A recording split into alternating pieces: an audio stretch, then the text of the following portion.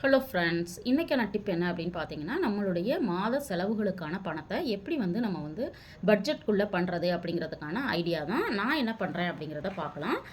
நான் பார்த்தீங்க அப்படின்னா, ஒரு மாதத்தில் ஒரு நாள் மட்டும் வருமானம் வந்த உடனே இந்த மாதிரி நான் என்னென்ன செலவுகளுக்கு என்னென்ன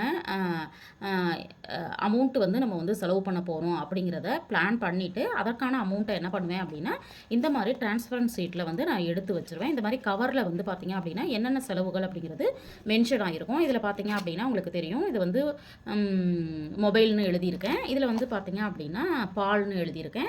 அதே மாதிரி கேஸ்க்கும் பார்த்தீங்க அப்படின்னா இந்த கேஸ் புக்லேயே இந்த மாதிரி வச்சுருவேன்.